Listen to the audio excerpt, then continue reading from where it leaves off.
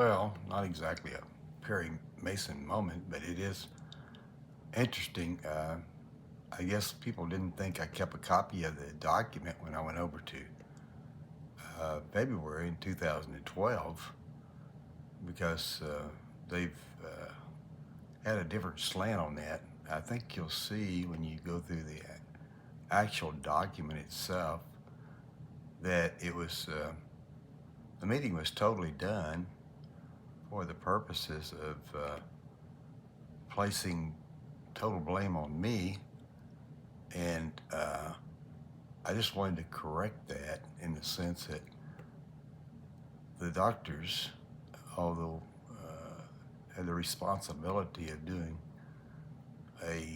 I guess, a test that was independent, were slanted by the questions and maybe some of the statements that were given.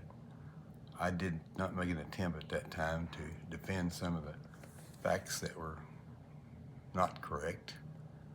So when you look at it, you can make your own opinion, but that's something I wanted to have corrected primarily in the future for close friends and family, and particularly Christy, since she keeps getting a different slant on things from maybe church members back at Northside, and then what Mom's Supper Club has been led to believe. And I just wanted to make sure that people understand exactly what happened at that time. I mean, anytime there's discussion now, somebody asks about, well, I guess your wife's really supporting you on this project. I said, no, she's not supporting me at all. In fact, she hates the fact that I ever did this, and she doesn't, even today, still want to be involved. And that's why you see very few pictures of her on Facebook, any mentions of any common events like anniversaries or my mention of her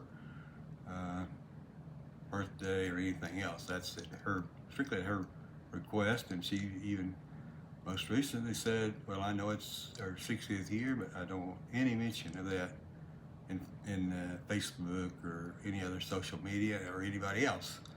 So that's kind of that's what everybody's been told, and I could accept that. I tried to do something on her 50th, and I think I highlighted that once, well, maybe in the podcast before, about how Parkinson affects a marriage, and you can see it was something that was not very well received, and I tried to do it at a moment on the date of the anniversary and present it even at a church devotional as a special exception to do that, and just wasn't accepted. I could tell the body language, and also the fact that some of the outside people invited didn't show. So you can take that as part of that, and that's why we've kind of maintained separate lives.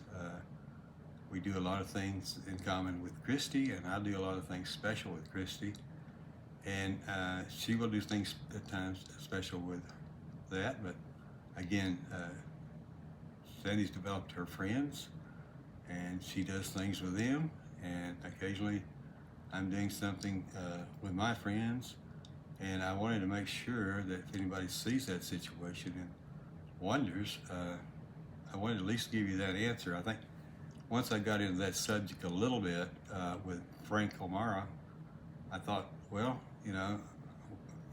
if I'm looked at, I know a lot of people has looked at that podcast when I talked about how Parkinson's affected a marriage.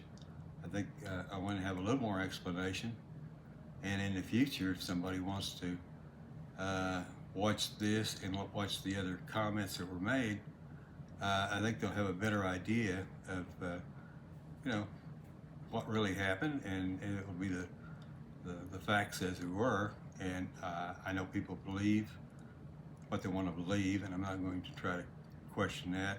And I know there's friendships, and I'm not into creating any sides, or just kind of an explanation as why things happen as they happen, and will continue to happen that way. I mean, anytime I've reached out on that, as you can tell, it's been the same answer. So there's no looking back. It's just at this stage of my life, I'm going to move forward with the podcast and any other thing that's positive. I think you probably see if you sit and don't do things that Frank O'Mara's story is really something of a forecast of things to come. I mean, it's unfortunate, and I think there's a lot of work there, and hopefully we can get together on some ideas to improve his communications, because he's such a bright person.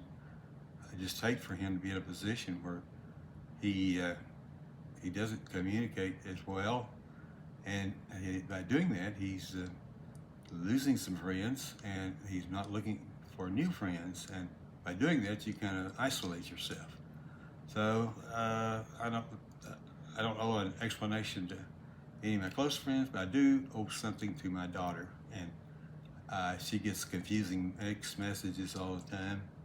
And there's a few other close family people and close friends of old and new. This information will be there, if none other than just for them to look at and think through it. Thanks. So the neuropsychologist, where they were conducting the evaluation to characterize behavioral and cognitive changes resulting from central nervous system disease or injury like Parkinson's disease or another movement disorder. That's really their charge as in their profession. But as you will see in the document, very little was done along that way. It was more of a prosecutorial document to establish that maybe I was not fit for the marriage, or one of the reasons that we would not move to Little Rock, or she wouldn't move to Little Rock. She wanted to stay in Harrison. So I'll let you be the judge. Works. Comprehensive Neuropsychology Services, Gene Chambers, Ph.D. Scott McCarty, Ph.D. Neuropsychological Evaluation. Patient name, Blair Dobb. Mr. Date of intake. Dates of evaluation. September 19, 2012. Date of report. September 24th, 2012. Social Security, XXXXX minus 3,755. Referral statement. This 68-year-old white male was referred for a neuropsychological evaluation by Dr. Linker through Vista Health Outpatient Referral Services. Mr. Lair was initially referred to Vista by his primary care physician, Ronald Reese, MD, pertinent history for this evaluation. Mr. Lair was accompanied to the evaluation by his wife. She assisted in providing her perspective on some of his difficulties. Mr. Lair reports that he owned a company which he sold in 1994. He then sold a second company in following that event. He became involved in financial services, and the economic collapse in 2008 made his business very difficult to maintain as financially successful. Adding to his stress was he underwent surgery and developed some complications. Through tough and difficult times, he began to accrue numerous credit card charges, which in turn created stress in his marriage. Subsequently, he went to see Dr. Reese. His wife, Sandy, states that a year previous to this evaluation, she discovered that Mr. Lair had borrowed money from their son, which she states shocked me. This money was supposed to pay off credit card debts. She then made inquiries if he had stopped charging, and she would check the mail every day for 1 year to obtain evidence that his charging had ceased.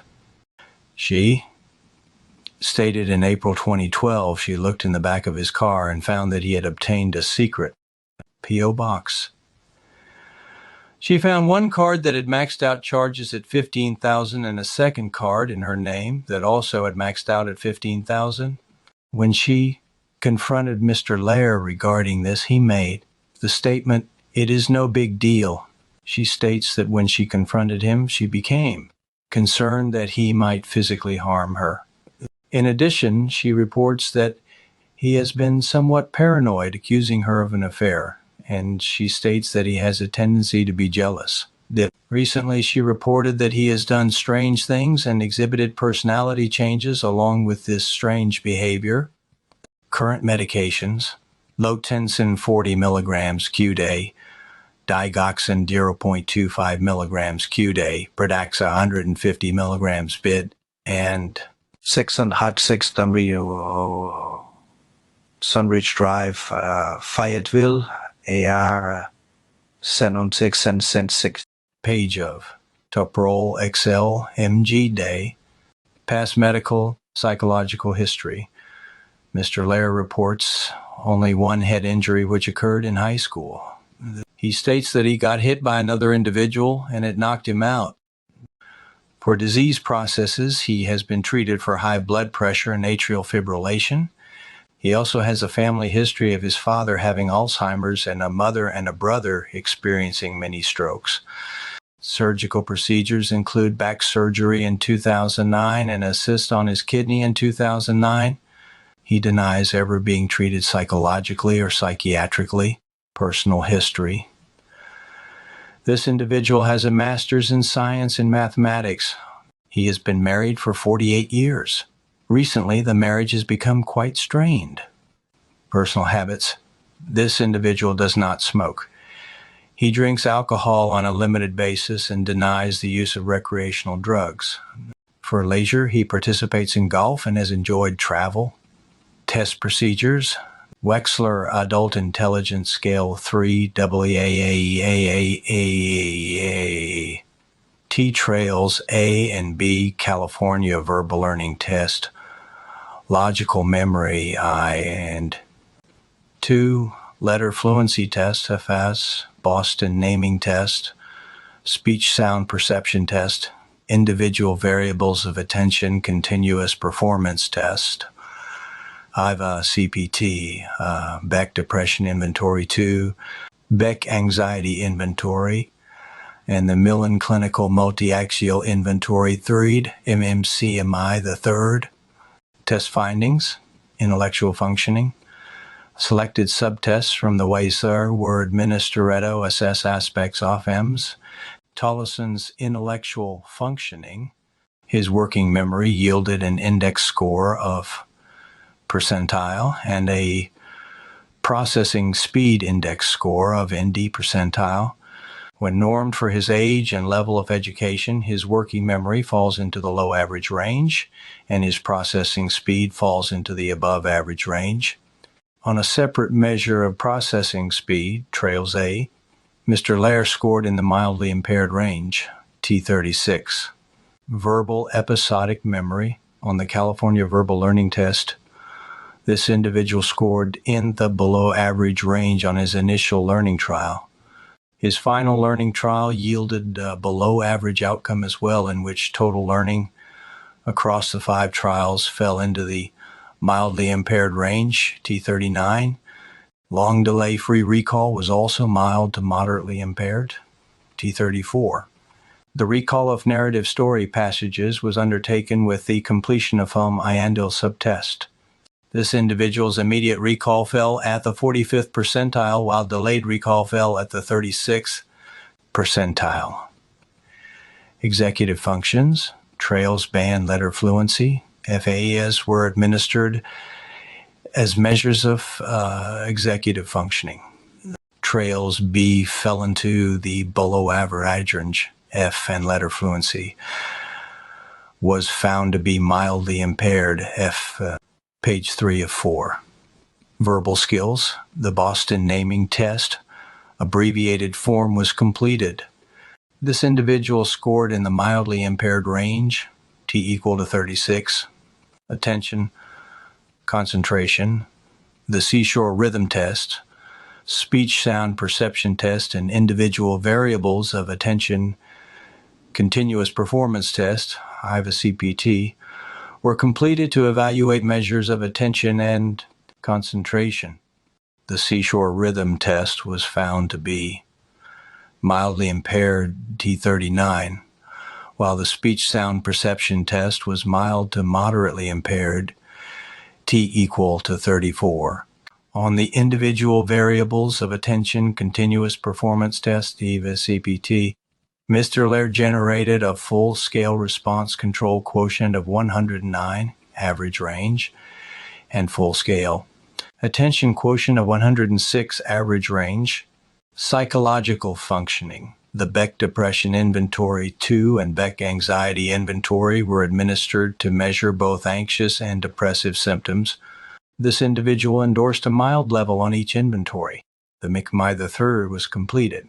Mr. Laird's responses suggest the need for social approval and an aviti about psychological matters. Access to personality patterns. Currently, there is reason to believe that at least a moderate level of pathology characterizes the overall personality organization of Mr. Laird. His defective psyche structures suggest a failure to develop adequate internal cohesion and the less than satisfactory hierarchy of coping strategies. Mr. Laird's foundation for effective interpsychic regulation and socially acceptable interpersonal conduct appears deficient or incompetent. He is subjected to the flux of his own enigmatic attitudes and contradictory behavior, and his sense of psychic coherence is often precarious. He has probably experienced a checkered history of disappointments in his personal and family relationships. Deficits in his social attainments may also be notable, as well as a tendency to precipitate self-defeating vicious cycles. The McMy III profile of Mr. Laird suggests the public front of social propriety and conformity probably hides a deep, conflictual submission to others and intents that suppress antagonism. He struggles to maintain a disciplined self-restraint and social affability. Axis I, clinical syndromes.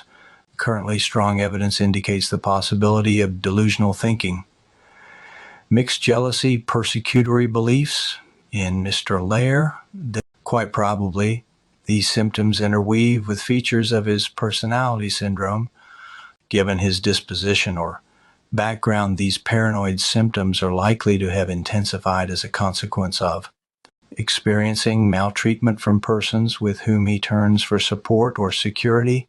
He may feel abused by what he sees as betrayal, and his primary repressed resentments and suspicion may have been through previously adequate controls, servicing and taking shape as persecutory beliefs. Page of. Summary. This year-old white male was evaluated with a neuropsychological test battery and personality assessment to evaluate his current level of cognitive, psychological functioning. Cognitively, he exhibits several areas of mild cognitive impairment that would constitute a diagnosis of cognitive disorder nose.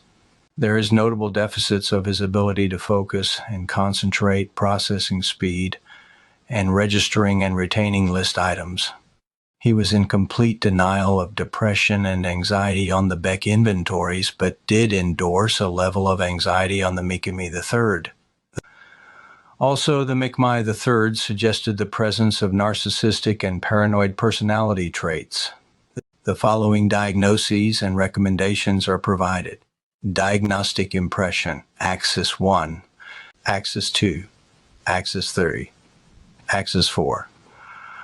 Cognitive disorder nose, 294.9. Generalized anxiety disorder, 300.02. Histrionic and paranoid. Personality traits, atrial fibrillation, hypertension, marital discord. Recommendations. Individual therapy could prove beneficial in dealing and managing Mr. Laird's current indications of anxiety and likely depression. Once he makes progress in this area, couples therapy might prove beneficial as well. 2. Annual evaluations are indicated based on his family history of dementia and recurrence of many strokes in family members. Thank you for interesting referral. 14. Gene Chambers, Ph.D., clinical neuropsychologist, 9319 PHGC, CNWT, September 24th, 2012. I get it. People believe what they want to believe. But I think the facts ought to be out there for people who want to understand what really went on. Parkinson's enters a marriage is called a throuple. So I wanted to explain how that relationship has evolved over the past 12 years. Okay, this podcast is going to be different. It's going to be talking about marriage and how Parkinson's enter into the picture. The story's a little complicated, and that's the way I put it when I started talking about the relationship you have with your wife once Parkinson comes into the picture.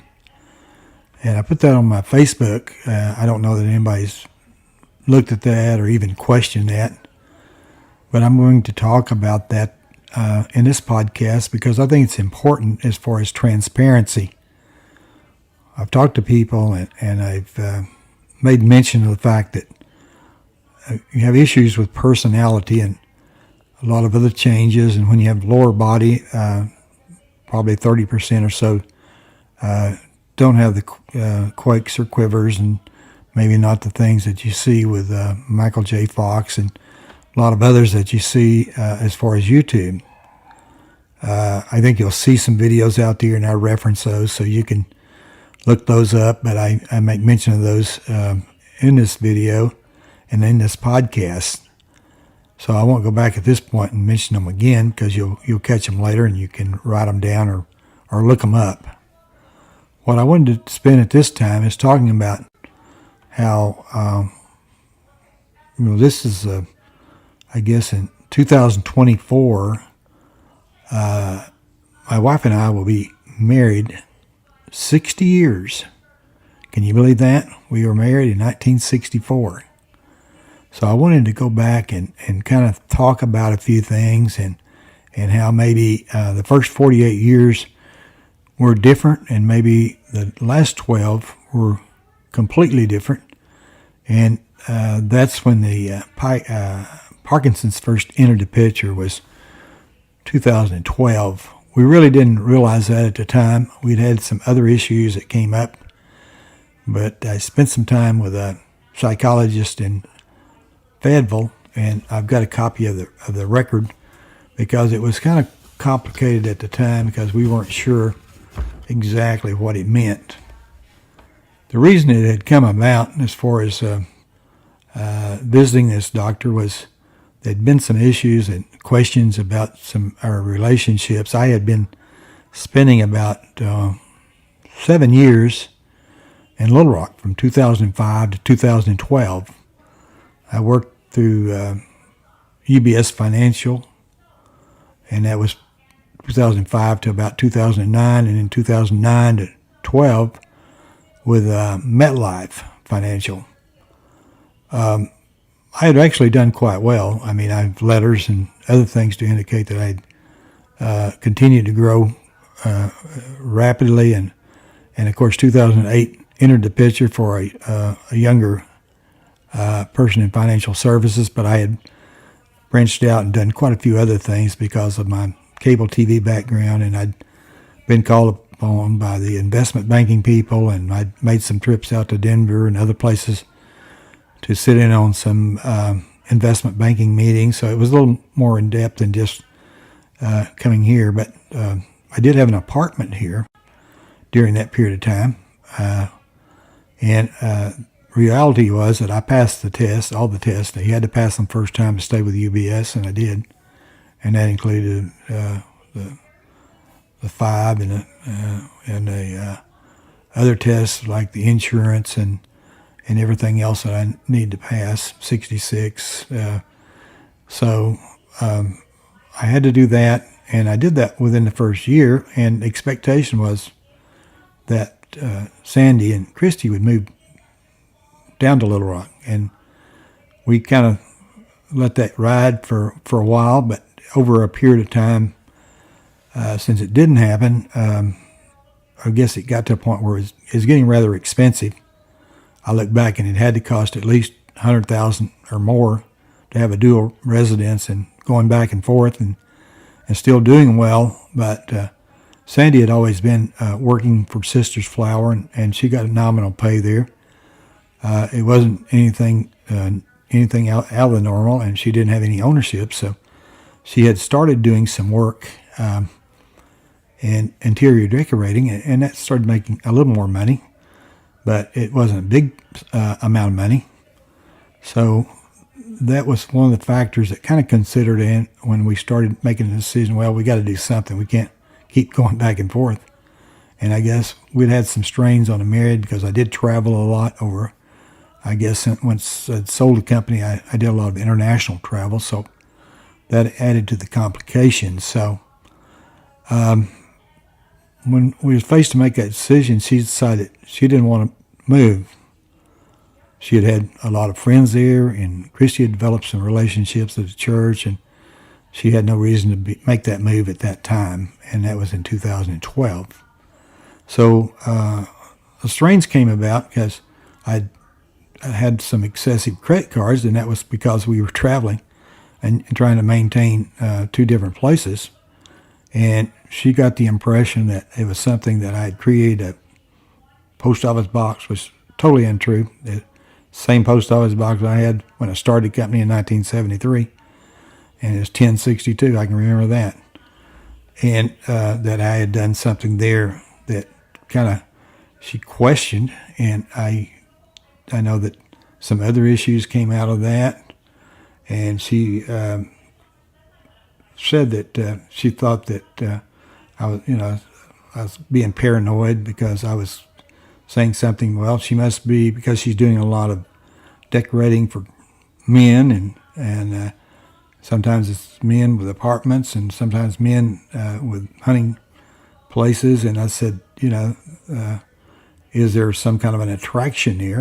And she felt like that I was questioning her as far as what she had done. It wasn't that, but it got in the point of being a question of my personality, changes and strange behavior. And that's the only reason I'm talking about it in this situation is when I go back and look at this and the date on this and look at the evaluation, this was done, it was done over in, I don't know if you can see it or not, but it was done over in Fayetteville, and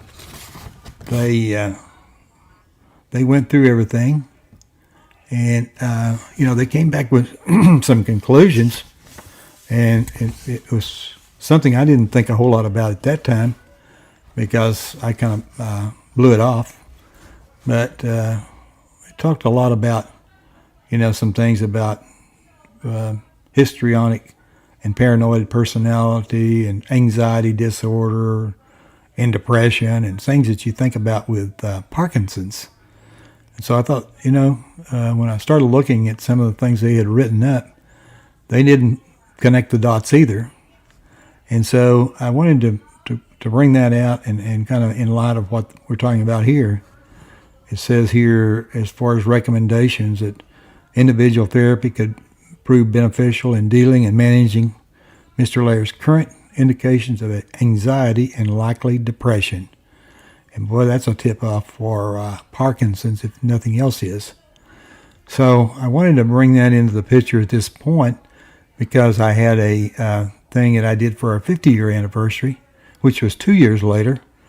And it was amazingly how that wasn't well received. I think after this issue had come out, my wife had thought, well, it's best for us to have, kind of a separation. It was a separation within the home. Obviously, we have a child with special needs, and so we tried to be careful about that. But at that point, and that's been 12 years, the relationship developed in, having separate rooms, and also a lot of lack of intimacy, which is part of that relationship situation when you have separation. But we maintain a lot of things together and get along well, but still we have our separate interests and needs, and actually there's no touching or no way of having any part of intimacy. And I wanted to say that because when you start looking at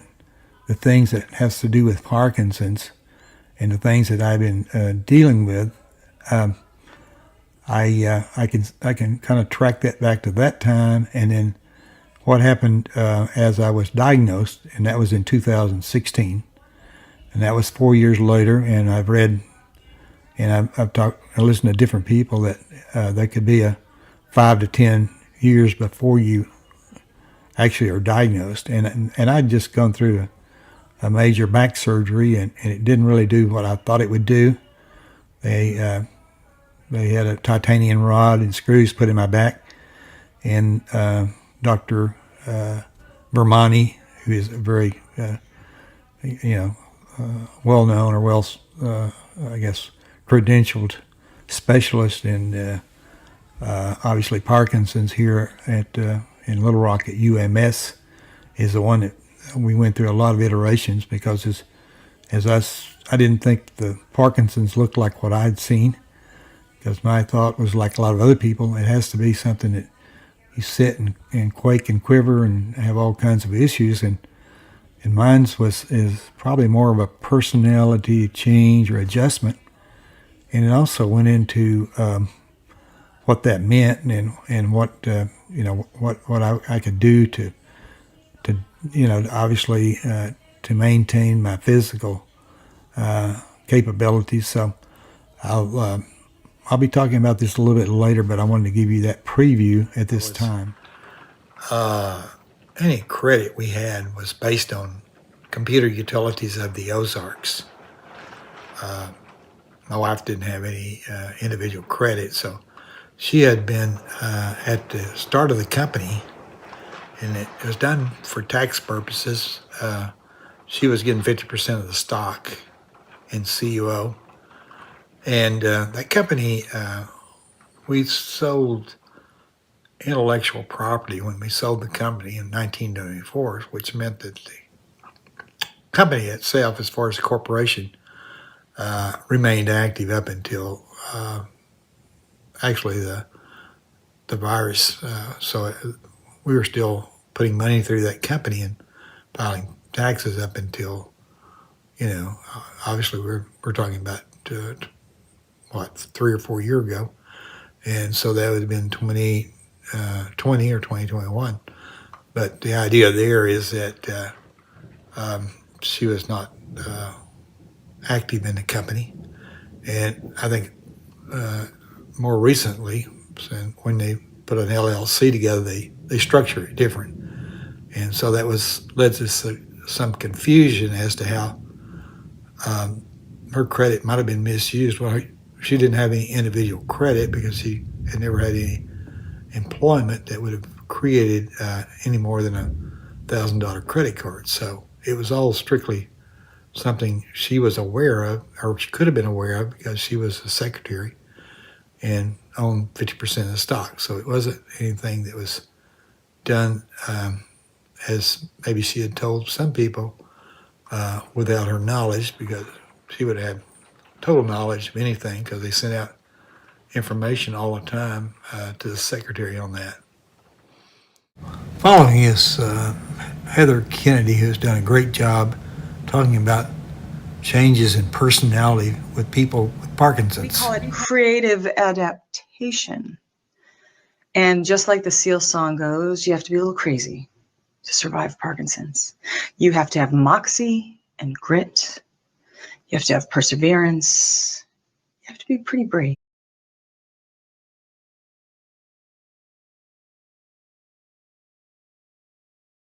He had not been too happy about having any celebration, and I think that was as a result of the issues we had in 2012, so I'd been 2 years earlier.